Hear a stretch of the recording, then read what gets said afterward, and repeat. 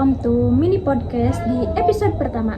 Perkenalkan, nama saya Siti Karmilah. Kali ini kita akan ngobrol singkat bersama narasumber kita yang bertemakan literasi budaya dan tradisi lisan. Nah, ini dia narasumber kita pada podcast kali ini. Boleh silahkan perkenalkan diri terlebih dahulu. Halo semuanya, perkenalkan nama saya Marsha Suci. Kali ini saya akan sedikit memberikan informasi yang saya ketahui untuk kalian. Silahkan ditonton. Baik, langsung saja ya. Banyak nih orang yang sering mendengar istilah literasi budaya, tetapi mereka tuh belum tentu paham betul. Nah, menurut kamu apa sih literasi budaya itu?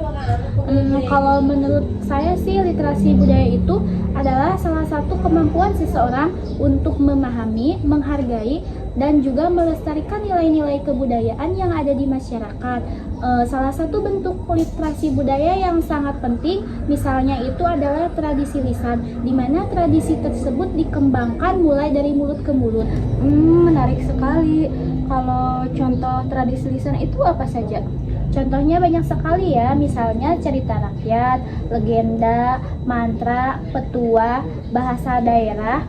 Biasanya semua itu disampaikan menggunakan lisan, misalnya dari seorang orang tua kepada anaknya maupun juga seorang petua adat kepada masyarakat. Kalau dilihat sekarang nih, di era digital seperti ini, apakah literasi lisan masih relevan?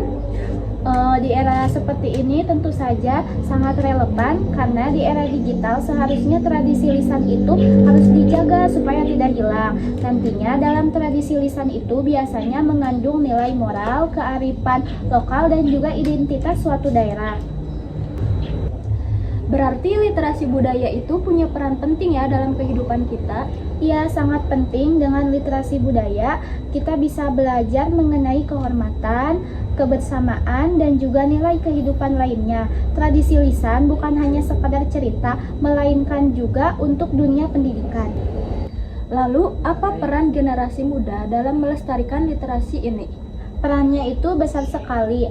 Generasi muda bisa memulainya dengan cara mendengarkan sebuah cerita, kemudian ia mempelajarinya, lalu mengunggahnya melalui sosial media seperti mengunggah sebuah video ataupun melakukan podcast seperti ini. Jadinya tradisi lisan itu akan tetap hidup dan berkembang. Jadi podcast juga bisa jadi sarana literasi budaya ya? Iya, media modern itu bisa menjadi jembatan antara kebudayaan lama dengan generasi muda asalkan digunakan dengan bijak. Terakhir nih, apa pesan kamu buat para pendengar tentang literasi budaya dan tradisi lisan? Kalau pesan dari saya itu, jangan malu untuk mencintai kebudayaan sendiri. Mulailah dari hal kecil seperti mendengarkan sebuah cerita, kemudian memahaminya dan menghargai perbedaan-perbedaan budaya tersebut, karena kebudayaan itu adalah identitas kita. Nah, itu dia obrolan di podcast kita kali ini. Dan buat narasumber, saya ucapkan terima kasih.